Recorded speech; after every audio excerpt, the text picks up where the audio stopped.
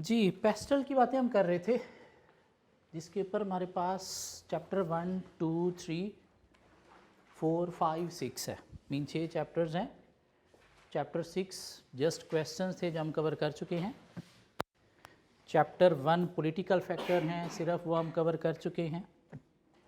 Political factor, ideologies हमने पढ़ी थी गवर्नमेंट की 5 तरह की। Impact of government on business क्या है वो हमने पॉइंट पढ़े थे। Interaction of business with government क्या है वो हमने कवर किया था। और role of politics mean history हमने पढ़ी। पिछले 6 अदवार हमने पढ़े। जब से पाकिस्तान बना है तब से क्या क्या किसकी गवर्नमेंट आई, क्या क्या उसमें अच्छी चीज़ें थी, क्या क्या उसमें बुरी चीज़ें थी। कुछ हमें ऑलरेडी पता है, हाँ कुछ चीज़ें जीडीपी ये वो चीज़ें हमें देखना है। दूसरा चैप्टर हमारे पास इकोनॉमिक फैक्टर का, टी पॉलिटिकल, ई इकोनॉमिक। तीसरा चैप्टर हमारे पास सोशल और लीगल फैक्टर का, सोशल और लीगल फैक्टर का। चैप्टर 4 एंड 5 दोनों मिला के टेक्नोलॉजिकल फैक्टर है। 4 एंड 5 दोनों मिला के टेक्नोलॉजिकल फैक्टर है। इकोलॉजिकल फैक्टर, शायद उसे मटेरियल नहीं मिला पूरा चैप्टर बनाने का, तो छठा चैप्टर शायद इकोलॉजिकल फैक्टर का होना चाहिए था, लेकिन उसने क्या किया, वहाँ पे 4 क्वेश्चन दे के जान छुड़ा ली। रखा हुआ तो उसने वो चैप्टर इकोलॉजिकल फैक्टर के लिए, लेकिन उसे शायद मटेरियल नहीं मिला कहीं से, तो शायद उसका फ्यूचर में मिल जाए, तो फिर शायद इकोलॉजिकल फैक्टर का भी चैप्टर बन जाए। अदरवाइज़ उसने वहाँ पे क्या किया, सिर्फ 4 क्वेश्चन रखे और अपनी जान छुड़ा ली। फजूल बेतुके से क्वेश्चन, फजूल बेतुके जनरल से क्वेश्चन। एक क्वेश्चन उसमें चज का था, बाकी 3 डेटा ही नहीं है ऑन जनरल, बस स्पेशल अप्लाई करो, मीन जनरल बातें करो।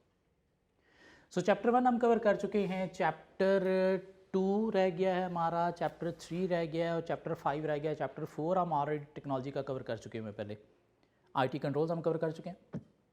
आईटी कंट्रोल्स हमने कवर किया था। आईएस आईटी में डिफरेंस कवर किया था। टाइप्स ऑफ सिस्टम हमने कवर किया था, वो चैप्टर 4 है। ठीक हो गया। चैप्टर 5 के अंदर कोई 2-3 छोटे छोटे टॉपिक्स हैं वो कवर करने हैं। चैप्टर 2, 3 कवर करना है। तभी चैप्टर 2 आज के लेक्चर में हम कवर करेंगे। चैप्टर 2 क्या है, इकोनॉमिक फैक्टर्स।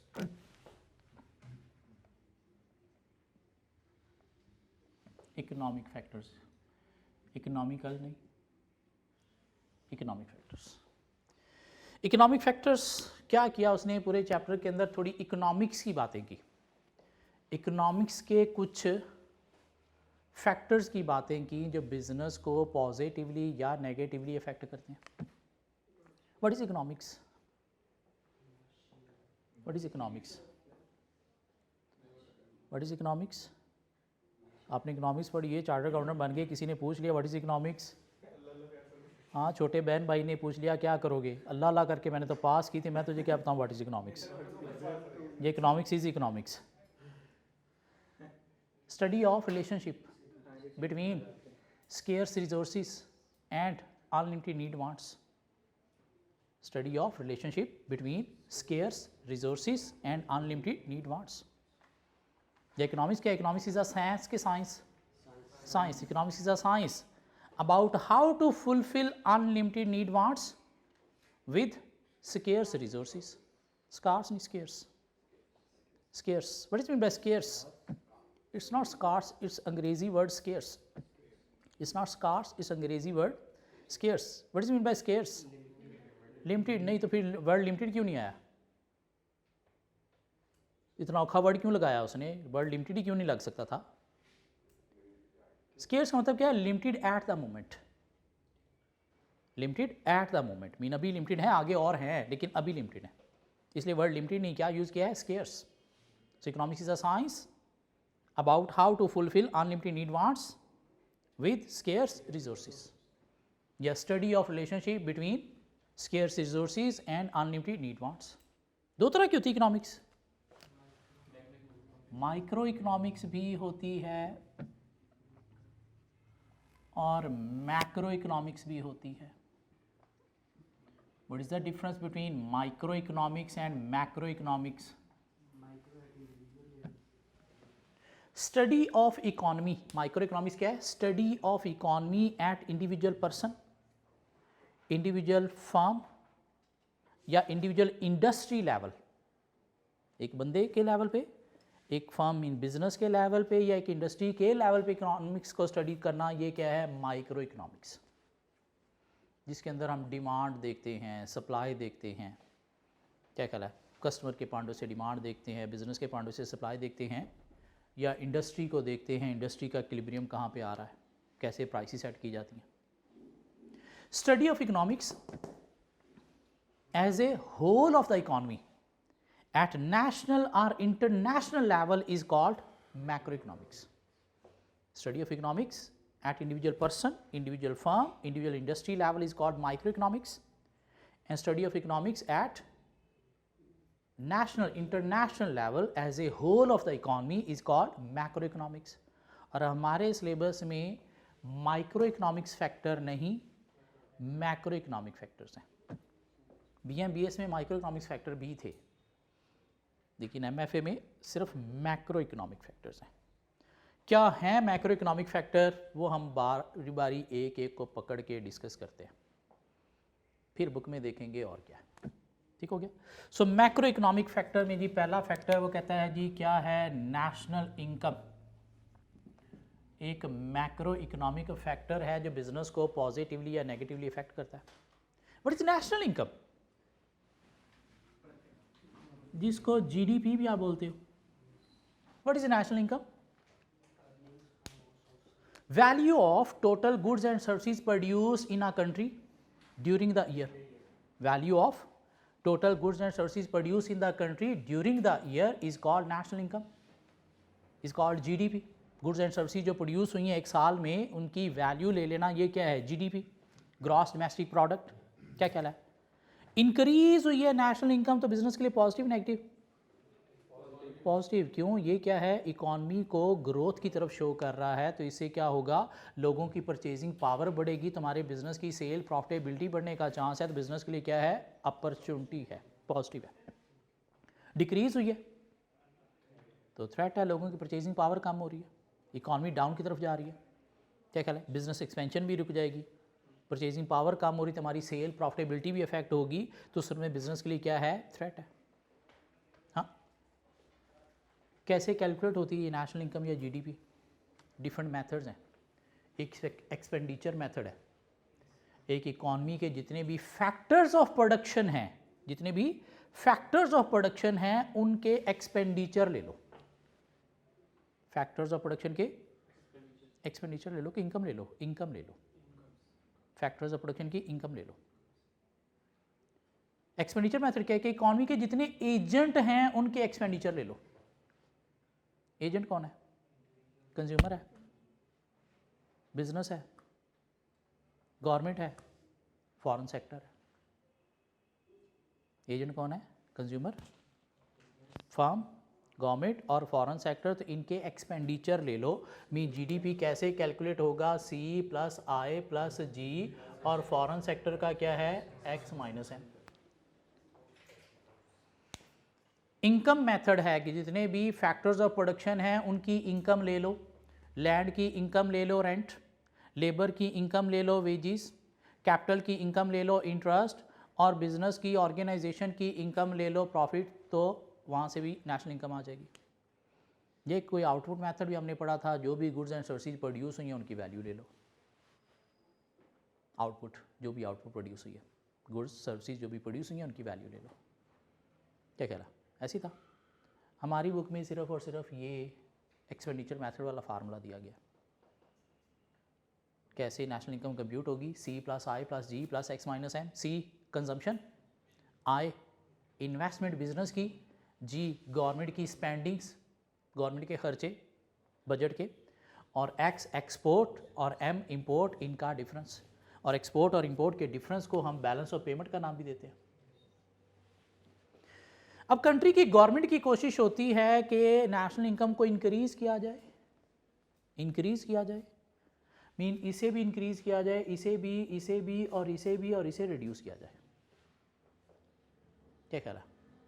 लेकिन किसी एक चीज़ को आप बहुत ज़्यादा इंक्रीज करने की कोशिश करोगे, तो उससे बाकी फैक्टर्स पे नॉक ऑन इफेक्ट आता है। इनमें से गवर्नमेंट के जो कंट्रोल में है चीज़ वो क्या है, अपने खर्चे इंक्रीज करना जी, ताकि नेशनल इनकम बढ़ जाए, जीडीपी बढ़ जाए। लेकिन अपने स्पेंडिंग कहाँ पे, एजुकेशन पे, हेल्थ पे, सब्सिडीज ग्रांट्स पे, और कहाँ पे डिफेंस पे। गवर्नमेंट कहाँ से खर्चा करेगी, टैक्स चार्ज करके। और जब गवर्नमेंट टैक्स चार्ज करेगी तो उससे क्या होगा, कंजम्पशन कम हो जाएगी, इन्वेस्टमेंट कम हो जाएगी, इन्वेस्टमेंट कम होगी तो चीज़ें कम प्रोड्यूस होंगी, तो साथ एक्सपोर्ट भी कम हो जाएगी। मीन किसी एक को बहुत ज़्यादा इंक्रीज करने की कोशिश करोगे जिससे बाकियों के ऊपर नेगेटिव इफेक्ट आ जाएगा, तो उल्टा जीडीपी नेगेटिव में चला जाएगा। जैसे गवर्नमेंट की पॉलिसी ऐसी होती है इकनॉमी की, ये सारी चीज़ें जो हैं वो ग्रो करें, किसी एक चीज़ को बहुत ज़्यादा ग्रो नहीं करना। क्यों, किसी एक चीज़ को बहुत ज़्यादा ग्रो करेंगे तो उससे फिर बाकियों पे नेगेटिव इफेक्ट आने से उल्टा जीडीपी कम हो जाएगा। सो ये जीडीपी नेशनल इनकम एक फैक्टर है जो हमारे बिजनेस को पॉजिटिवली या नेगेटिवली इफेक्ट करता है। ये बात समझ आती है? कैसे कैलकुलेट होता है, C + I + G + X - N। वो कहते हैं एक और भी फैक्टर है जो हमारे बिजनेस को पॉजिटिवली नेगेटिवली इफेक्ट करता है, और वो क्या है, inflation. What is inflation? General rise in price level. Inflation business के लिए पॉजिटिव नेगेटिव? क्यों नेगेटिव? आपकी कॉस्ट ऑफ प्रोडक्शन को बढ़ा देता है, जिससे आपका प्रॉफिट मार्जिन कम हो जाता है, आपकी डिमांड भी कम हो जाती है। क्यों? प्राइसेस मार्केट में बढ़ जाती है। आपकी कॉस्ट ऑफ प्रोडक्शन को बढ़ा देता है, जिससे आपका मार्जिन कम हो जाता है या डिमांड को कम कर देता है। इन्फ्लेशन आपकी नेशनल इनकम को भी इफेक्ट करता है। कैसे?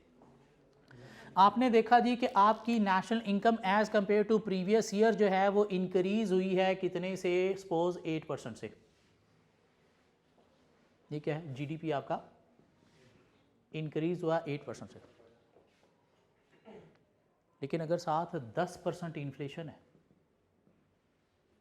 तो इनफैक्ट ये आपकी जो है वो ग्रोथ नहीं है, बल्कि क्या है, उल्टा 2% की लाइन है। ये जो GDP without effect of inflation है, इसे नाम दिया जाता है मनी जीडीपी का। Money GDP, money national income. और ये जो विद इफेक्ट ऑफ इन्फ्लेशन आपने देखा कि इंक्रीज नहीं बल्कि उल्टा क्या है, ये 2% की डिक्लाइन है। क्यों? नेशनल इनकम थी क्या, वैल्यू आपने ली, जो भी गुड्स एंड सर्विसेज प्रोड्यूस हुई उनकी मार्केट वैल्यू में इन प्राइस ली, तो आपको पता चला एज कम्पेयर टू प्रीवियस इतने % इंक्रीज हुआ है। क्या ख्याल है? लेकिन 10% तक तो प्राइसेस एवरी ईयर बढ़ती हैं ड्यू टू इन्फ्लेशन। और अगर इन्फ्लेशन रेट 10% है तो ये इसका मतलब ये नहीं कि आपकी as compare to previous year 8% growth हुई है, नहीं, बल्कि 2% आपका डिक्लाइन आया है। क्यों? ये जो इंक्रीज नज़र आ रहा है ये तो प्राइस इंक्रीज इन्फ्लेशन की वजह से नज़र आ रहा है। तो ये जो इन्फ्लेशन के साथ आपने एडजस्ट करके जीडीपी निकाला है, इसको नाम दिया जाता है रियल जीडीपी का, मनी जीडीपी, जिसको नॉमिनल जीडीपी का नाम भी दिया जाता है, नॉमिनल या मनी जीडीपी। और रियल जीडीपी, रियल जीडीपी क्या है, इन्फ्लेशन एडजस्टेड। सो इन्फ्लेशन बिजनेस की कॉस्ट ऑफ सेल को बढ़ाता है, इन्फ्लेशन एक ग्रोथ नेशनल इनकम को डिक्लाइन में भी कन्वर्ट कर देता है in terms of real GDP. दो इफेक्ट। इन्फ्लेशन हाउस होल्ड की डिस्पोजेबल इनकम को बढ़ाता है, कम करता है, कम कर देता है। 3 इफेक्ट। किस पे इफेक्ट देख रहे हैं? इन्फ्लेशन की इम्प्लीकेशन या इफेक्ट देख रहे हैं। सो इन्फ्लेशन की इम्प्लीकेशन या इफेक्ट में हमने क्या देखा है जी, एक तो बिजनेस पे इम्पैक्ट है, बिजनेस पे क्या इम्पैक्ट करता है कि आपकी कॉस्ट ऑफ सेल जो है उसे बढ़ा देता है। दूसरा हमने क्या इम्पैक्ट देखा है इसका, नेशनल इनकम में जीडीपी पे इफेक्ट है कि आपकी एक ग्रोथ जीडीपी को इन रियल टर्म डिक्लाइन में कन्वर्ट कर देता है। फिर हमने क्या देखा कि इससे क्या होता है, हाउस होल्ड मीन कंज्यूमर को भी इफेक्ट पड़ता है। क्यों? उसकी परचेजिंग पावर को कम कर देता है। इससे सेविंग के ऊपर भी इफेक्ट आता है। आज आपने 100 रुपया सेव किया, 1 साल बाद इन्फ्लेशन की वजह से वो 100 रुपये की वैल्यू क्या 100 होगी? नहीं, 90 होगी। तो सेविंग की वैल्यू को कम करते हुए सेवर को नुकसान पहुंचाता है। ये सेवर फूड नहीं है, सेविंग वाला सेवर है जो बंदा पैसे बचा रहा है। ठीक हो गया? इससे क्या बोरिंग और लैंडिंग के ऊपर भी कोई फर्क पड़ता है? बोरिंग और लैंडिंग पे भी कोई फर्क पड़ता है? लैंड करने वाले ने आज आपको 100 रुपया दिया, लैंडर ने, बैंक ने आज आपको 100 रुपया दिया, साल बाद उसने 100 लेना है, 100 की वैल्यू क्या 100 होगी? 90। तो लैंडर लूज़ करता है। बारर आज आपने 100 रुपया लेके उसको इंजॉय कर लिया, उसकी सपोज 100 चीज़ें ले ली, कल को जब आपने 100 देना है वापस उस वक्त क्या 100 की 100 चीज़ें मिलनी है? नहीं, 90 मिलनी है। तो बारर गेन करता है और लैंडर लूज़ करता है। ये बात समझ आती है? इन्फ्लेशन की सूरत में बारर क्या करता है? गेन करता है और लैंडर लूज़ करता है। 100 रुपया आज दिया, साल बाद लेना है तो 100 की वैल्यू उतनी नहीं रहेगी। बारर ने आज 100 रुपया लेके 100 चीज़ें ले ली, कल को जब वापस करना है उस वक्त 100 रुपये की 100 चीज़ें नहीं, 90 चीज़ें आनी हैं, तो 10 चीज़ों का इसे फ़ायदा हो गया। क्या ख्याल है? ये क्या है? Effect of inflation on business, on GDP, on household, on saving, on borrowing, on lending. कहता है इन्फ्लेशन जो है वो आपके बैलेंस ऑफ पेमेंट को भी इफेक्ट करता है। What is balance of payment? Difference between export and import दो तरह का होता है, या तो फेवरेबल होता है या फिर अनफेवरेबल होता है।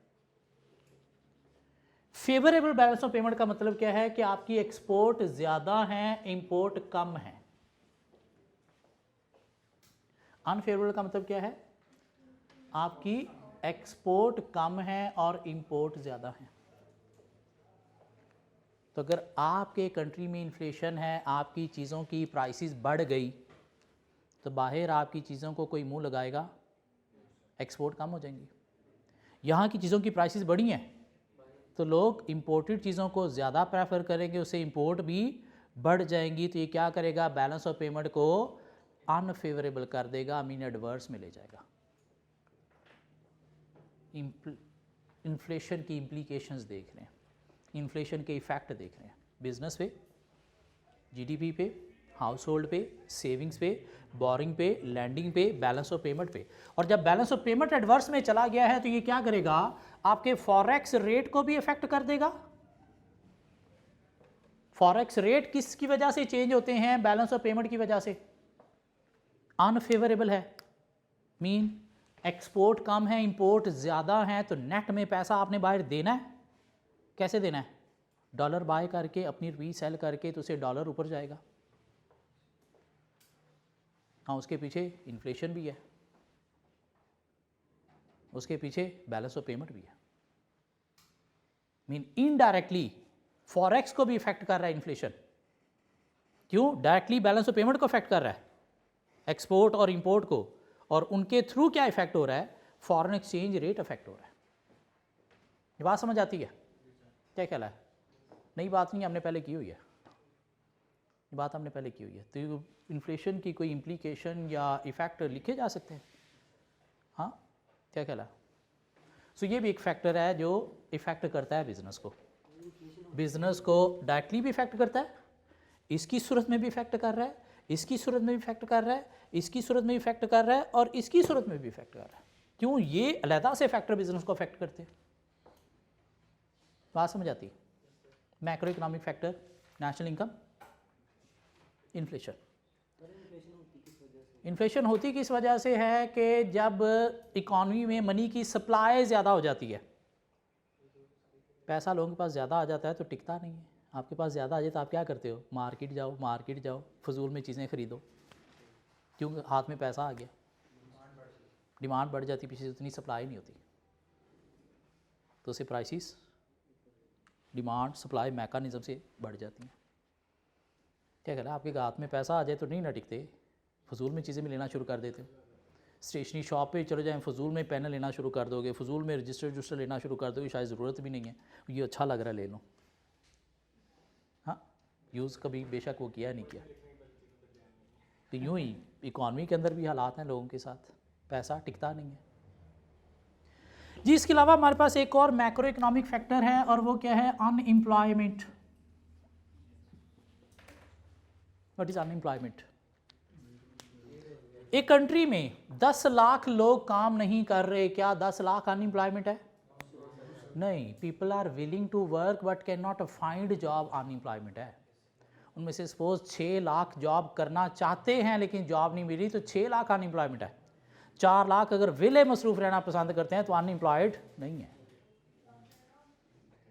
अनएम्प्लॉयमेंट इकॉनमी को अफेक्ट करती है, और जो चीज़ इकॉनमी को अफेक्ट करती है, हम उस इकॉनमी में ऑपरेट कर रहे हैं तो हमारे बिजनेस को भी इफेक्ट करेगी। Very high level of unemployment business के लिए बुरी है। Very high level of unemployment business के लिए बुरी है। क्यों? ये जीडीपी को कम करेगी और परचेजिंग पावर को अफेक्ट करते हुए हमारी सेल प्रॉफिटेबिलिटी को अफेक्ट करेगी। क्या ख्याल है? कहते हैं very low level of unemployment business के लिए बुरी है। क्यों? शॉर्टेज ऑफ लेबर हो जाएगी। शॉर्टेज ऑफ लेबर हो जाएगी तो लेबर जो इसके पास जाएंगे मुंह फाड़ के पैसे मांगेंगे हमसे, वेजिस कॉस्ट इंक्रीज हो जाएगी हमारी। तो वेरी हाई भी बिजनेस के लिए बुरी है क्योंकि इकॉनमी के लिए बुरी है। वेरी लो शायद इकोनॉमी के लिए तो ठीक होगी लेकिन बिजनेस के लिए वो भी बुरी है। क्या कहला? स्किल्ड लेबर की शॉर्टेज हो जाएगी, स्किल्ड लेबर हमें मिलेगी नहीं। क्यों? सारे ऑलरेडी कहीं पे लगे हुए हैं। तो फिर वहाँ पे गवर्नमेंट को रोल प्ले करना होता है स्किल लेबर प्रोड्यूस करने। कैसे? ट्रेनिंग के थ्रू, एजुकेशन के थ्रू, आईटी की एजुकेशन के थ्रू, कॉमर्स अकाउंटेंसी की एजुकेशन के थ्रू आप लोग क्या हो, स्किल लेबर प्रोड्यूस हो रहे हो। क्या ख्याल है? फर्म को आप एज ए लेबर मिलोगे, बाद में चार्टर अकाउंटेंट बन के आप बिजनेस को एज ए मैनेजर मिलोगे।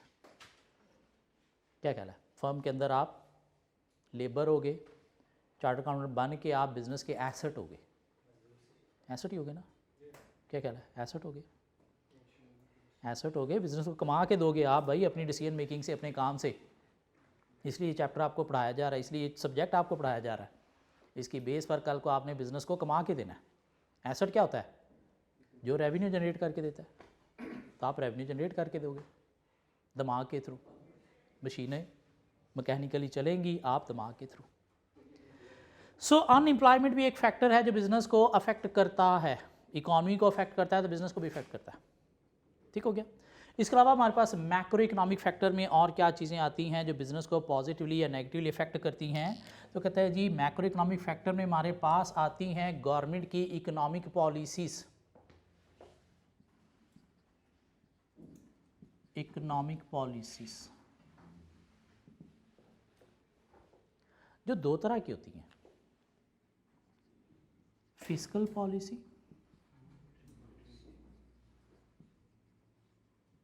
And monetary policy. Fiscal policy और monetary policy. What is fiscal policy? Government का बजट,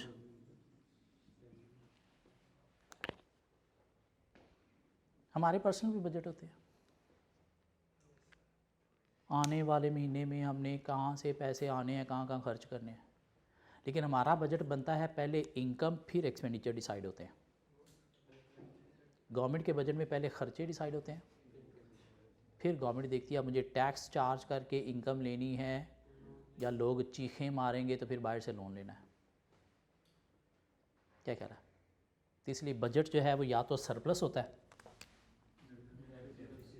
या फिर डेफिसिट होता है, और चाहे सरप्लस है चाहे डेफिसिट है हमारे बिजनेस को अफेक्ट करेगा। सरप्लस बजट का मतलब क्या है? गवर्नमेंट की इनकम ज़्यादा, एक्सपेंडिचर कम। इनकम ज़्यादा, टैक्स ज़्यादा, एक्सपेंडिचर कम। मीन इंफ्रास्ट्रक्चर पे, एजुकेशन पे, हेल्थ पे, ग्रांट सब्सिडीज़ पे कम। बिजनेस के लिए अपॉर्चुनिटी या थ्रेट? थ्रेट। गवर्नमेंट हमारा खून चूसेगी, हमें देगी कुछ नहीं। क्या कह रहा है? डेफिसिट बजट मीन एक्सपेंडिचर ज़्यादा, इनकम कम, grant subsidy, education, health, infrastructure पे ज़्यादा, टैक्स कम। तो बिज़नेस के लिए क्या है? अपॉर्चुनिटी जो हमारे बिजनेस ऑपरेशन परफॉर्म करने में हमें हेल्प देगी through cost cutting, through government support, through government assistance. तो बिज़नेस को अफेक्ट करता है ये, बिज़नेस को अफेक्ट करता है ये। क्या ख्याल है? फिस्कल पॉलिसी बिज़नेस को अफेक्ट करती है positively, negatively? Surplus budget negatively और डेफिसिट बजट पॉजिटिवली। दिमाग खोल रहे हैं। मॉनेटरी पॉलिसी क्या होती है? To control money supply, to control money supply. कैसे कंट्रोल होनी है? Through a mechanism called interest rate. Interest rate government देखती है इकॉनमी के अंदर मनी की सप्लाई ज़्यादा हो गई है, लोग औकात से बाहर हो गए, इन्फ्लेशन आ गया। तो इन्फ्लेशन को कंट्रोल करने के लिए गवर्नमेंट क्या करती है? मनी की सप्लाई को कम करती है। कैसे? इंटरेस्ट रेट ज़्यादा करके। इंटरेस्ट रेट ज़्यादा होगा तो उससे क्या होगा? लोग आएंगे सेविंग की तरफ। पैसा बैंकों में रखो, बैंकों में रखा जाता है तो सेव होता है, घर पे तिजोरी में पड़ा हो तो वो सेव नहीं होता। आपकी पॉकेट में पड़ा है तो वो सेव नहीं है, बैंक के अंदर पड़ा है तो सेव है। क्या ख्याल है? पॉकेट में पड़ा है, तिजोरी में पड़ा है तो कहता है खर्च कर, मुझे खर्च कर, नज़र आ रहा है, अच्छा खर्च करना है। बैंक में पड़ा है, नज़र नहीं आ रहा। क्या कह रहा है? नज़र नहीं आ रहा। तो सेविंग प्रमोट होती है इंटरेस्ट रेट ज़्यादा करने से, जिससे पैसा इकॉनमी से, घरों से, तिजोरियों से कहाँ पे आ जाता है? बैंक के अंदर, इन्फ्लेशन को कंट्रोल करने के लिए। लेकिन साथ क्या हुआ? कंजम्पशन जो है वो कम हो गई। सेविंग बढ़ेगी तो उसके अगेंस्ट क्या है? कंजम्पशन कम हो गई। कंजम्पशन कम होने से बिजनेस का क्या हो गया? नुकसान। आपकी सेल अफेक्ट होगी, नहीं, बिजनेस की सेल को ये अफेक्ट करेगा। क्या ख्याल है?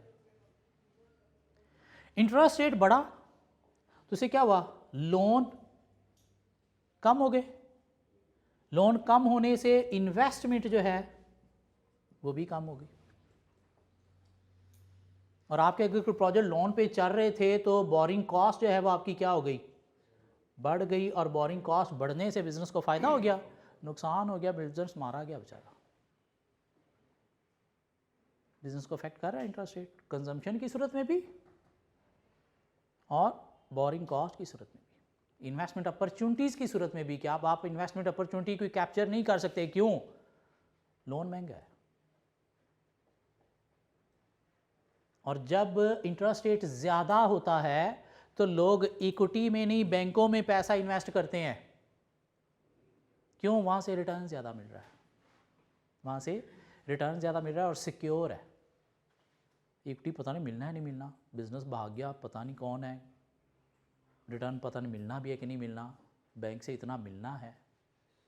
तो उस सूरत में भी बिज़नेस की इन्वेस्टमेंट क्या हो जाएगी? कम हो जाएगी। उस सूरत में बिज़नेस की इन्वेस्टमेंट क्या हो जाएगी? कम हो जाएगी। क्यों? इक्विटी से मिल नहीं रहा, लोन महंगा है। तो इफेक्ट कर रहा है सेविंग को, कंजम्पशन को, उसकी सूरत में सेल को, लोन की सूरत में इन्वेस्टमेंट को, और साथ बोरिंग कॉस्ट की सूरत में। तो इकॉनमी की तो तबाही मचा के रख देगा ये फिर इंटरेस्ट रेट ज़्यादा होना। क्यों? मेनी इन्वेस्टमेंट ही रुक गई, ऊपर से सेल भी रुक गई। क्यों? सेल रुकी तो इन्वेस्टमेंट तो फिर बिजनेस ने करनी क्या है? क्या ख्याल है? बिजनेस भी तबाह, इकॉनमी तो तबाह हो जाएगी। तो फिर क्या करती है गवर्नमेंट? जैसे ही इन्फ्लेशन कंट्रोल होता है साथ ही इंटरेस्ट रेट कम करने से क्या होगा? लोग बैंकों में नहीं रखेंगे। क्यों? हराम नहीं खाना, अब हराम नहीं खाना, घर पे पड़ा रहने दो। घर पे पड़ा रहेगा तो क्या होगा? सेव नहीं, कंज्यूम, टिकता नहीं है ना। क्या कहना है? लोन, बिजनेस के पास अपॉर्चुनिटी है, सस्ते रेट पे लोन लेके प्रोजेक्ट स्टार्ट करे, बैंक को देना कम है, कमाए ज़्यादा। लोग भी अब बैंकों में इन्वेस्ट नहीं करेंगे, नहीं हराम नहीं, हलाल प्रॉफिट खाना है, इक्विटी में इन्वेस्ट करेंगे। कॉस्ट ऑफ बोरिंग क्या हो गई? कम होगी, आपके पास अपॉर्चुनिटी है, फैलाओ बिजनेस को जितना मर्जी, शेयर होल्डर के थ्रू भी, लोन के थ्रू भी। क्या ख्याल है? और ये क्या है? Monetary policy, controlling money supply, interest rate mechanism के थ्रू। बात समझ आती? तो इंटरेस्ट रेट एक फैक्टर है जो बिजनेस को अफेक्ट करता है, मॉनिटरी पॉलिसी भी एक फैक्टर है जो बिजनेस को अफेक्ट करती है। बात एक ही है। क्या ख्याल है? बात तो एक ही है, कोई दो डिफरेंट बातें तो नहीं है। हाँ, चलें आगे। इसके अलावा क्या जी, हमारे पास बैलेंस ऑफ पेमेंट एक फैक्टर है जो बिजनेस को अफेक्ट करता है पॉजिटिवली या नेगेटिवली, जिसको international payment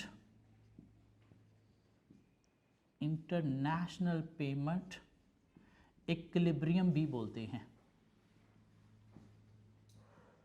international payment equilibrium mean import export का डिफरेंस। एक चीज़ होती है बैलेंस ऑफ ट्रेड, एक होती है balance of payment. Balance of trade है सिर्फ गुड्स की export import. Balance of payment के अंदर गुड्स की एक्सपोर्ट इंपोर्ट के अलावा इन्वेस्टमेंट्स भी आ जाती हैं, फॉरेन लोन भी आ जाते हैं, फॉरेन रेमिटेंसीज भी आ जाती हैं, ट्रेड गुड्स सर्विसेज की बाइंग सेलिंग, क्योंकि बैलेंस ऑफ पेमेंट के अंदर बैलेंस ऑफ ट्रेड भी है, साथ कोई फॉरेन इन्वेस्टमेंट वहाँ से इधर, इधर से उधर, फॉरेन रेमिटेंसीज या कोई फॉरेन लोन जो है वो भी आ जाता है। और ये बैलेंस ऑफ पेमेंट या तो फेवरेबल होगा या अनफेवरेबल होगा। और ये क्या करता है? इफेक्ट करता है जीडीपी को भी, उसे भी बिजनेस अफेक्ट, फॉरेक्स रेट को भी, उसे भी बिजनेस अफेक्ट। क्या ख्याल है? बाहर आपने नेट में पैसा देना है तो आपकी करेंसी डाउन जाएगी, बाहर आपने नेट में पैसा लेना है तो आपकी करेंसी अप जाएगी। आपकी करेंसी डाउन है, डॉलर महंगा है, बाहर से आप चीज़ें इंपोर्ट करते हो, मशीनरी मटेरियल, बिजनेस की तबाही। क्या ख्याल है? एक्सपोर्ट करते तो फिर फ़ायदा है, नहीं करते तो आपको शायद एक्सपोर्ट स्टार्ट कर देनी चाहिए, नहीं करते तो आपको एक्सपोर्ट स्टार्ट कर देनी चाहिए। हाँ, लोकल फ़ायदा नहीं है उतना बिजनेस में जितना एक्सपोर्ट में फ़ायदा है। क्या ख्याल है? क्यों? बाहर से आप डॉलर ज़्यादा कमा के लाओगे, बाहर से आप डॉलर ज़्यादा कमा के लाओगे, रेट कन्वर्जन में आपको फ़ायदा होगा। क्या ख्याल है? तो एक फैक्टर है जो बिजनेस को अफेक्ट करता है। National income, inflation, unemployment, economic policy, physical, monetary mean interest rate और बैलेंस ऑफ पेमेंट। हाँ, कहते एक और भी फैक्टर है जो बिजनेस को अफेक्ट करता है और वो क्या है? Stock market index.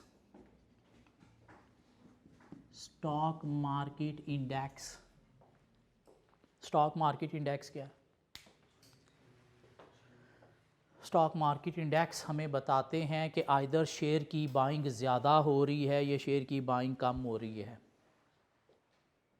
Stock exchange boom पे जा रही है, डाउन में जा रही है, बूम पे जा रही है, क्यों जा रही है? लोग इन्वेस्टमेंट कर रहे हैं भाई, लोगों के पास पैसा है, लोग कमा रहे हैं।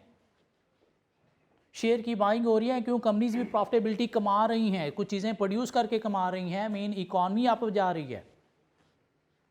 तो हमारे लिए भी बिजनेस अपॉर्चुनिटीज़ हैं या थ्रेट्स हैं? अपॉर्चुनिटीज़ है, परचेजिंग पावर बढ़ेगी ना इससे। स्टॉक मार्केट इंडेक्स डाउन में जा रहा है तो थ्रेट है, थ्रेट है। क्या ख्याल है? परचेजिंग पावर कम हो जाएगी, बिजनेस के बुरे हालात है, लोग इन्वेस्टमेंट नहीं कर रहे। क्यों नहीं कर रहे? कमा नहीं रहे, इसलिए नहीं कर रहे, कमाई है ही नहीं। दिस मीन इकॉनमी डाउन में जा रही है, इकॉनमी डाउन में जा रही है, साथ हमारा बिजनेस भी डाउन में जाएगा। क्यों? हम इस इकॉनमी के अंदर ऑपरेट कर रहे हैं। क्या ख्याल है? ये स्टॉक मार्केट इंडेक्स में एक चीज होती है मार्केट कैपिटलाइजेशन। क्या होती है? मार्केट कैपिटलाइजेशन, जिसके थ्रू आप स्टॉक मार्केट इंडेक्स का पता चलाते हो। मार्केट कैपिटलाइजेशन कैसे निकलती है? एक कंपनी के जितने भी शेयर्स हैं जो इशू हुए हुए हैं, issued share into market value per share, उसे क्या निकलती है? Market capitalisation. मीने कंपनी के कितने शेयर इशू हुए हैं, मार्केट वैल्यू पर शेयर कितनी है, मल्टीप्लाई करेंगे तो एक कंपनी की मार्केट वैल्यू निकल आएगी। सारी कंपनीज की मार्केट वैल्यू को इकट्ठा कर दो तो क्या हुआ, इकॉनमी की मार्केट कैपिटलाइजेशन निकल आएगी। बढ़ रही है, क्यों, शेयर की प्राइस बढ़ रही है, नंबर ऑफ इशूड शेयर बढ़ रहे हैं, this mean market, stock market ऊपर जा रही है, इकॉनमी ग्रोथ की तरफ जा रही है। मार्केट कैपिटलाइजेशन कम हो गई, क्यों, शेयर की प्राइस कम हुई। शेयर जो इशू हैं वो नए हुए ही नहीं, इशू उतने ही हैं, लेकिन शेयर की प्राइस कम होने की वजह से मार्केट कैपिटलाइजेशन क्या हो जाएगी, कम हो जाएगी। कम होने का मतलब क्या है, स्टॉक मार्केट डाउन में जा रही है, डाउन में जा रही है, दिस मीन इकॉनमी डाउन में जा रही है, बिजनेस के लिए बुरे हालात हैं। तो मार्केट कैपिटलाइजेशन का पता चला क्या है, क्या कहला है, वर्थ ऑफ अ कंपनी कैसे निकाली जाएगी, issued share multiply by market value per share. दोनों में से कोई भी एक चीज़ बढ़ेगी तो मार्केट कैपिटलाइजेशन बढ़ेगी, कोई भी एक चीज़ कम होगी तो मार्केट कैपिटलाइजेशन कम होगी। क्या कहला, अब कहते हैं ये मार्केट कैपिटलाइजेशन दो तरह से कैलकुलेट की जाती है, फुल कैप के थ्रू, फ्री फ्लोट के थ्रू। थोड़ी सी टेक्निकल चीज़ है, ज़रा देखिएगा। Full cap market capitalization, free float market capitalization, full cap market capitalization, free float market capitalization. कहते हैं फुल कैप मार्केट कैपिटलाइजेशन क्या है कि जहां पे आप क्या करोगे, ऑल शेयर्स जो है वो लोगे, जो भी कंपनी ने शेयर इशू किए हैं, चाहे जिसको भी इशू किए हैं, सारे शेयर आप कंपनी के इशूड जो है, आउटस्टैंडिंग शेयर जो है वो लोगे इनटू मार्केट वैल्यू, तो आपके पास क्या आ जाएगी, फुल कैप मार्केट कैपिटलाइजेशन, सारे शेयर। जबकि फ्री फ्लोट के अंदर आप क्या लोगे, वो शेयर्स जो करंटली ट्रेड हो रहे हैं, करंटली ट्रेड शेयर्स। कुछ शेयर्स प्रमोटर्स ने अपने पास रखे होते हैं, कुछ शेयर्स डायरेक्टर्स ने अपने पास रखे होते हैं, कुछ शेयर्स इंस्टीट्यूशन इन्वेस्टर्स ने अपने पास रखे होते हैं, तो वो ट्रेड तो नहीं हो रहे। क्या ख्याल है, तो वो निकाल के फुल में से बाकी जो ट्रेड हो रहे हैं उसकी बेस पर अगर मार्केट कैपिटलाइजेशन निकालोगे तो इसे क्या नाम देंगे, free float market capitalization. Mean जो फ्रीली फ्लोट हो रहे हैं शेयर्स, उनकी कैपिटलाइजेशन देखना। फ्रीली फ्लोट का मतलब क्या है कि वो जो मार्केट के अंदर ट्रेड हो रहे हैं, जो प्रमोटर्स ने अपने पास रखे हुए हैं, डायरेक्टर्स ने अपने पास रखे हुए हैं, कोई सीडीसी में कंपनी ने रखे हुए हैं, कोई इंस्टीट्यूशन इन्वेस्टर्स ने अपने पास रखे हुए हैं, जो उन्होंने रखे हुए हैं हमने ये ट्रेड नहीं करने, तो वो निकाल दो टोटल में से, तो बाकी क्या बच गए, फ्री फ्लोट। उसकी बेस पर अगर मार्केट कैपिटलाइजेशन निकाल रहे हो तो ये क्या है, फ्री फ्लोट मार्केट कैपिटलाइजेशन। नहीं, सारे के सारे शेयर जो भी कंपनी ने इशू किए हुए, चाहे जिसके पास भी पड़े, उसकी बेस पर अगर निकालोगे तो वो क्या है, वो क्या है, full cap market capitalization. What is market capitalization, worth of a company calculated by multiplying number of issued shares, outstanding shares into market value per share. क्या कहला है, एक टूल है किस चीज का, स्टॉक मार्केट इंडेक्स को जानने का। मार्केट कैपिटलाइजेशन बढ़ रही है तो स्टॉक मार्केट बूम पे चल रही है, कम हो रही है तो नहीं, डाउन में चल रही है। क्या ख्याल है, तो ये भी एक फैक्टर है जो बिजनेस को अफेक्ट करता है। क्यों, इकॉनमी को अफेक्ट करता है ना, इकॉनमी को अफेक्ट करता है ना, तो इसलिए बिजनेस को भी अफेक्ट करता है। हाँ, कैसे देखा जाता है, मार्केट कैपिटलाइजेशन के थ्रू। मार्केट कैपिटलाइजेशन दो तरह से देखी जाती है, फुल कैप मार्केट कैपिटलाइजेशन या फिर फ्री फ्लोट मार्केट कैपिटलाइजेशन। कुछ लोग ऐसे देखते हैं, कुछ लोग ऐसे देखते हैं। क्या कहना, अब ये जो स्टॉक मार्केट इंडेक्स हैं, इसमें कोई दो तरह के स्टॉक मार्केट इंडेक्स यूज किए जाते हैं। दो तरह के स्टॉक मार्केट इंडेक्स यूज किए जाते हैं। एक का नाम है 100 stock market index, 100 stock market index, और एक का नाम है पाकिस्तान स्टॉक एक्सचेंज। यार दूसरे का नाम मुझे दोबारा देख लेने दो। 100 इंडेक्स तो उसे बोलते हैं, बेसिकली टॉप जो दुनिया की पाकिस्तान की 100 कंपनीज़ हैं, मीन जिनकी कैपिटलाइजेशन सबसे ज़्यादा है, वो टॉप 10 कंपनीज़ जो हैं उसके इंडेक्स को बोलते हैं 100 index, yes KSE 100 index, 100 index. और दूसरी क्या है, पाकिस्तान स्टॉक एक्सचेंज, जिसके अंदर सारी कंपनीज आ जाती हैं। अब ये जो 100 इंडेक्स है, इसमें मार्केट कैपिटलाइजेशन को देखा जाता है किसके थ्रू, फ्री फ्लोट के through, free float market capitalization के थ्रू। इन पाकिस्तान की जो टॉप 100 कंपनीज हैं, मीन जिनकी मार्केट कैपिटलाइजेशन सबसे टॉप है, वो 100 कंपनीज के इंडेक्स को देखना क्या है, 100 स्टॉक इंडेक्स। हाँ, इसमें जो मार्केट कैपिटलाइजेशन देखी जाती है वो कैसे देखी जाती है, फ्री फ्लोट के थ्रू। लेकिन जब सारी कंपनीज के स्टॉक एक्सचेंज को देखा जा रहा है तो वो क्या है, PSX mean Pakistan stock exchange index. तो उसमें हम क्या करते हैं, कौन सी मार्केट कैपिटलाइजेशन यूज करेंगे, फुल कैप मार्केट कैपिटलाइजेशन।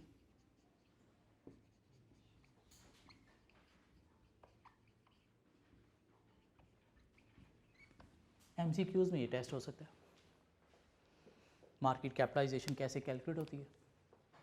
दो टाइप के हैं, फुल कैप सारे शेयर्स, फ्री फ्लोट जो करंटली ट्रेड हो रहे हैं उसमें से जो रिस्ट्रिक्टेड हैं वो निकाल के। स्टॉक मार्केट इंडेक्स दो तरह के यूज़ होते हैं, 100 इंडेक्स और PSX इंडेक्स। 100 इंडेक्स क्या है, टॉप जो 100 कंपनीज हैं, हाँ उसमें मार्केट कैपिटलाइजेशन कैसे देखी जाती है, using free float index, free float capitalization. और जो PSX है, पाकिस्तान स्टॉक एक्सचेंज है, उसमें मार्केट कैपिटलाइजेशन कौन सी देखी जाती है, फुल कैप या free float, full cap market capitalization. यहाँ तक बातें समझ आती हैं, ये कॉन्सेप्ट क्लियर हो गया। ये इकोनॉमिक फैक्टर्स हैं, ये क्या है, हमारे इकोनॉमिक फैक्टर्स हैं। क्या है, नेशनल इनकम GDP है, कैसे कैलकुलेट होता है, दो तरह का होता है, नॉमिनल होता है, रियल होता है। इन्फ्लेशन है, उसका क्या इम्पैक्ट है, अनएम्प्लॉयमेंट है, ज़्यादा अच्छी है, कम अच्छी है। Economic policies, fiscal, monetary policy से आगे इंटरेस्ट रेट कैसे इफ़ेक्ट करता है चार चीज़ों को, सेविंग को, कंजम्पशन को, इन्वेस्टमेंट को और कॉस्ट ऑफ बोरिंग को। ज़्यादा होने से क्या होगा, कम होने से क्या होगा, क्या कहला, इंटरेस्ट रेट इंक्रीज़ होने से इन पे क्या इफेक्ट आएगा, नहीं डिक्रीज़ होने से क्या इफेक्ट आएगा, बता सकते हैं हम। बैलेंस ऑफ पेमेंट कैसे इफेक्ट करता है। और स्टॉक मार्केट इंडेक्स भी एक फैक्टर है जिससे इकॉनमी का पता चलता है, कैसे कैलकुलेट होता है मार्केट कैपिटलाइजेशन। दो तरह की होती है, full cap market capitalization, free float market capitalization. Stock market index दो तरह के होते हैं, KSE 100 इंडेक्स या 100 इंडेक्स और PSX इंडेक्स। 100 इंडेक्स में कौन सी कैपिटलाइजेशन यूज़ होती है, फ्री फ्लोट, और PSX में फुल कैप।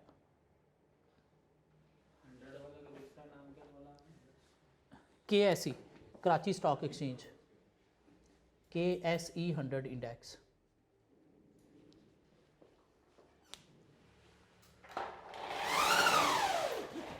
आ जाए जी, आप बुक में कोई एक दो चीज़ें और हैं वो कवर करके तो चैप्टर को वाइंड अप करते हैं।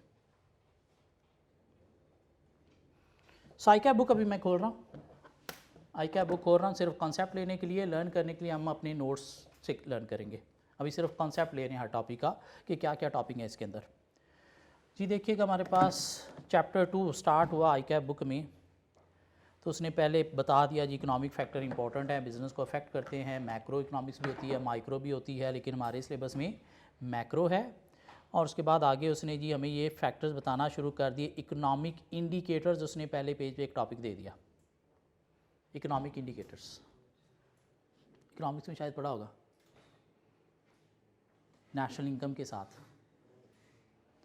इकोनॉमिक इंडिकेटर्स जिनको हम यूज़ कर सकते हैं इकोनॉमी के बारे में जानने के लिए। तीन तरह के होते हैं economic indicators, leading, coincident and lagging. Leading, coincident and lagging. Leading क्या है, जो हमें इकोनॉमी का फ्यूचर बताएंगे। लीडिंग क्या है, जो हमें ये बताएंगे कि फ्यूचर में हमारी इकॉनमी किस तरह मूव होने जा रही है। लीडिंग के थ्रू क्या पता चलेगा, फ्यूचर में हमारी इकॉनमी किस तरह मूव होने जा रही है। मीन आज लोगों ने लोन लेना शुरू कर दिए हैं, दिस मीन फ्यूचर में इकॉनमी मूव होने जा रही है। नहीं, लोन कम हो रहे हैं, दिस मीन फ्यूचर में बुरी मूव होने जा रही है। क्या ख्याल है? नए नए घर बनना शुरू हो गए, बिजनेस फैलना शुरू हो गए, अनएम्प्लॉयमेंट कम होना शुरू हो गई है, बिजली पानी गैस सब कुछ 24 आवर मिलना शुरू हो गया है। दिस मीन इकॉनमी हमारी बूम की तरफ जाएगी फ्यूचर में। नहीं, ये चीज़ें बुरी हैं तो डाउन में जाएगी। लीडिंग मीन ऐसे इंडिकेटर्स जो आपकी इकॉनमी का फ्यूचर आपको बता रहे हैं कि फ्यूचर में इकॉनमी किस तरफ जा रही है। वो क्या है? लीडिंग। कोइंसिडेंट क्या है? जो आपको करंट इकॉनमी पोजीशन बताएंगे कि करंटली आपकी इकोनॉमिक पोजीशन क्या है, करंट जीडीपी क्या है, करंट इंटरेस्ट रेट क्या है, करंट अनएम्प्लॉयमेंट लेवल क्या है, करंट इन्फ्लेशन लेवल क्या है। तो लीडिंग जो फ्यूचर बताएंगे इन इकॉनमी किस तरफ जा रही है, और कोइंसिडेंट जो करंट इकोनॉमिक सिचुएशन बताएंगे। अब पीछे बात आ गई औखी लैगिंग इकोनॉमिक इंडिकेटर्स। लैगिंग का मतलब होता है पीछे रह जाना। लैगिंग का मतलब क्या है? पीछे रह जाना। लैगिंग जब इकॉनमी एक फेज में एंटर हो चुकी है, जब इकॉनमी एक फेज में एंटर हो चुकी है तो हमने देखना है कि किस फेज में एंटर हो चुकी है।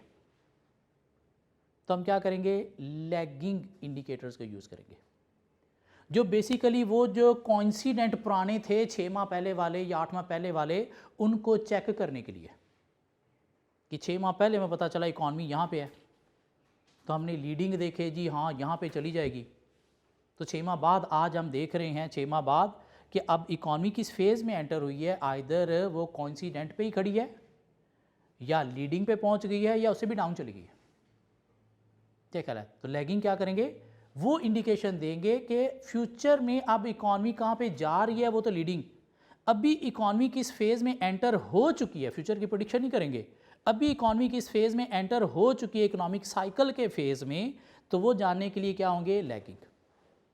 मी लीडिंग और लैगिंग इकोनॉमिक साइकिल की स्टेजेस से रिलेटेड है। फ्यूचर में कौन सी स्टेज आएगी वो पता चलेगी लीडिंग की बेस पर। अभी हम किस स्टेज पे हैं इकोनॉमिक साइकिल की। इकोनॉमिक साइकिल को इस तरह का साइकिल होता है,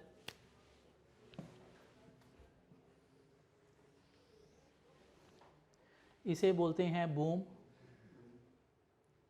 या पीक, इसे बोलते हैं डाउन टर्न। डाउन टर्न थोड़ा और नीचे गया तो रिसेशन, यहाँ पे आया तो बहुत बुरे हालात, ट्रफ। उसके बाद ऊपर जा रहा है तो ये क्या है? रिकवरी।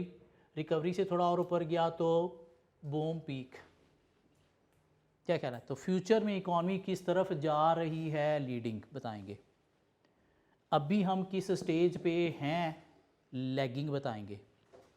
कॉन्सिडेंट सिर्फ आपको इकोनॉमिक कंडीशन करंट बताएगी कि अभी इकॉनमी क्या है, स्टेज नहीं, इकोनॉमिक साइकिल की स्टेज नहीं, सिर्फ इकोनॉमिक कंडीशन बताएगी कि अभी का जीडीपी कितना है, अभी का अनएम्प्लॉयमेंट रेट कितना है, अभी का इन्फ्लेशन रेट कितना है।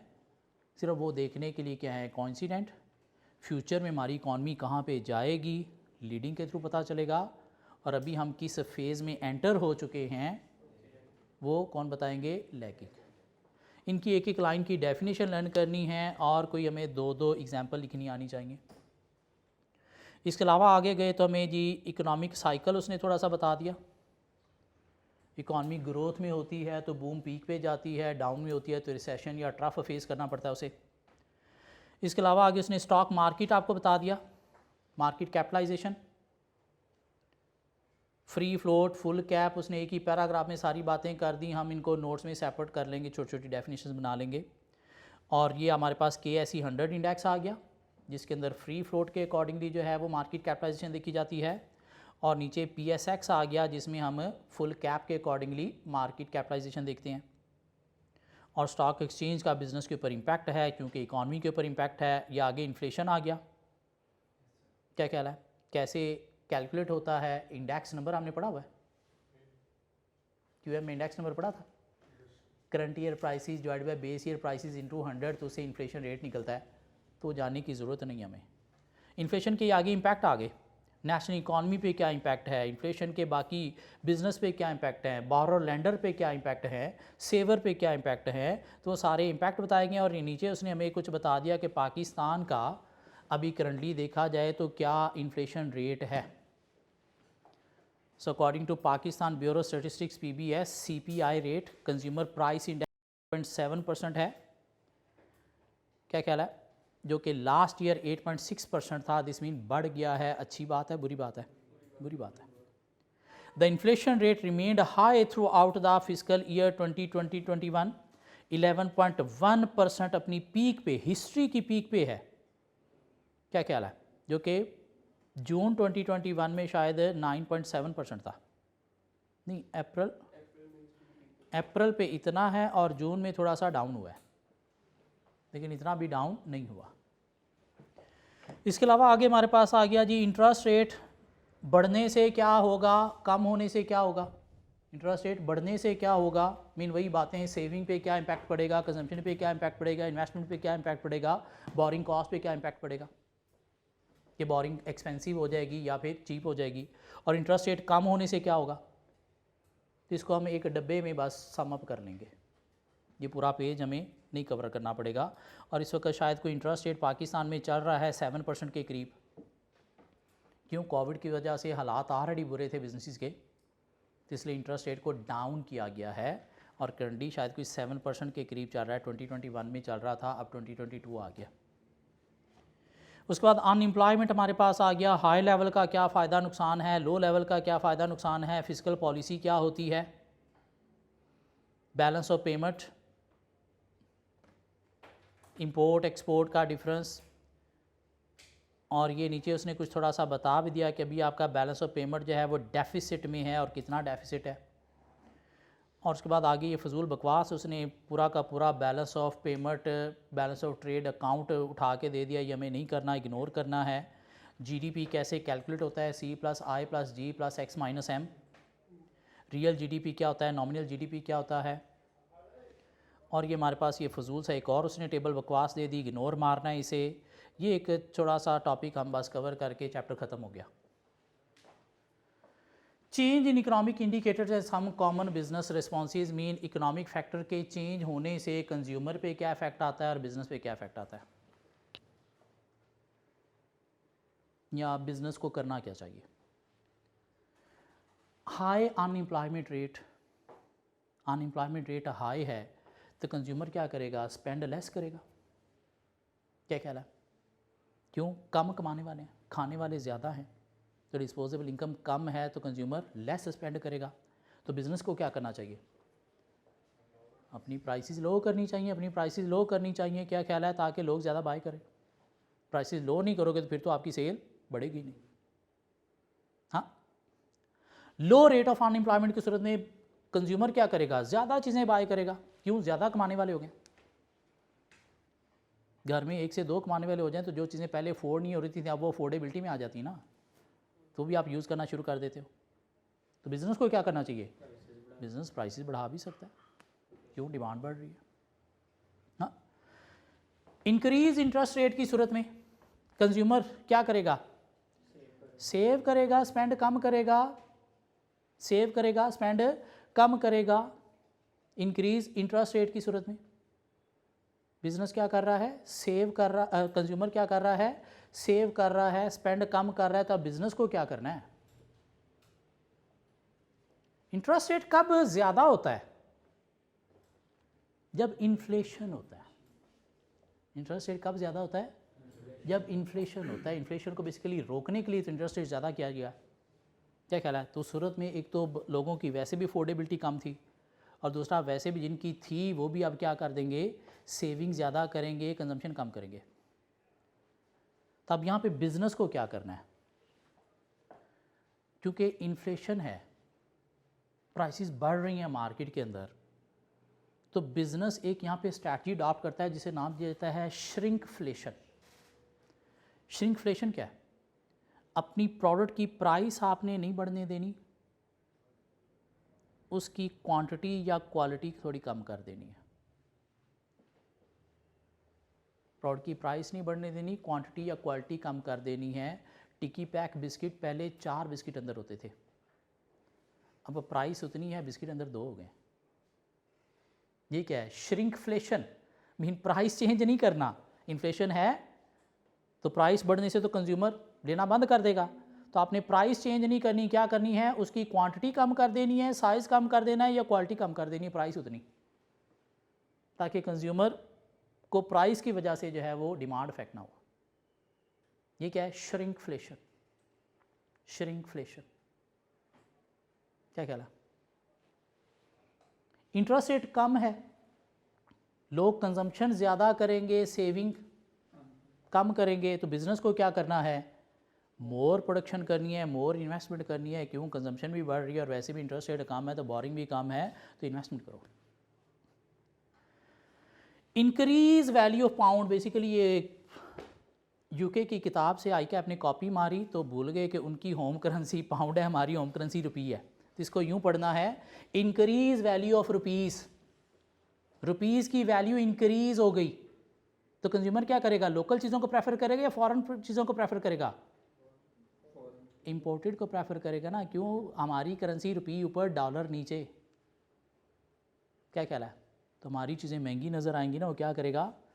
इंपोर्टेड चीज़ें से सस्ती नज़र आएंगी ना, कि पहले $1 वाली चीज़ $1 में मैं ले रहा था, अब $0.9 में मिल रही है, क्या कहला है? क्यों? डॉलर नीचे चला गया, तो कंज्यूमर क्या करेगा? इंपोर्टेड गुड्स को प्रेफर करना शुरू कर देगा। तो आपका बिजनेस, अब आप क्या करोगे? फिर अपनी सेल बढ़ानी है ना आपने, तो आप क्या करोगे? आप कोई नई मार्केट में जाके कस्टमर को टारगेट करने की कोशिश करोगे अपने होम कंट्री के अंदर, ताकि वहाँ से भी कुछ कस्टमर मिले। मेरा जो कस्टमर इंपोर्टेड पे चला गया है, तो बाकी मुझे कुछ नए एरिया से कस्टमर लेके अपने बिज़नेस को सर्वाइव देना है। एक्सपोर्ट पे भी फ़र्क पड़ सकता है, लेकिन एक्सपोर्ट महंगी हो जाएंगी ना, तो आप बाहर नहीं जा सकते, आप हो ही यहाँ पे। आपका कस्टमर इंपोर्टेड चीज़ों को प्रेफर करना शुरू हो गया, क्यों? डॉलर सस्ता हो गया। तब आपको क्या करना है? अपनी मार्केट एक्सपैंड करनी है, कुछ ऐसे एरियाज़ में जाके बिज़नेस यूनिट क्रिएट करने हैं जहाँ पे कस्टमर है लेकिन आप नहीं थे, ताकि इस एरिया में जो मूव हुआ है इंपोर्टेड पे, वहाँ से कस्टमर लेके अपने बिज़नेस को सर्वाइव कर सको। आपकी होम करेंसी डाउन हो गई, डॉलर महंगा हो गया, तो कंज्यूमर क्या करेगा? इंपोर्टेड पे कम, लोकल चीज़ों को ज़्यादा प्रेफर करेगा। तो आपको क्या करना चाहिए? यहाँ पे तो आपकी डिमांड ऑटोमेटिकली बढ़ गई, अब आपको एक्सपोर्ट की तरफ भी चले जाना चाहिए। क्यों? बाहर चीज़ें बेचोगे तो वहाँ से डॉलर लेके जब होम कंट्री में आओगे तो ज़्यादा में कन्वर्ट होंगे, क्या ख्याल है? तो ये कुछ इकोनॉमिक फैक्टर्स, इसका कंज्यूमर पे क्या इफेक्ट पड़ेगा या बिजनेस पे क्या इफेक्ट पड़ेगा, ये एक लास्ट पेज पे ही है। सो क्या था वो इकोनॉमिक फैक्टर्स थे हमने जो पढ़े conceptually? 3 indicators, leading, coincident, lagging, और एक, ये तो खैर कॉन्सेप्ट है, ये रटा तो नहीं है, ये तो हमने जो बोर्ड पे चीज़ें डिस्कस की हैं वही हैं, कोई नई बात तो इसके अंदर नहीं है। क्या ख्याल है? चैप्टर ख़त्म हो गया, भाग जाओ।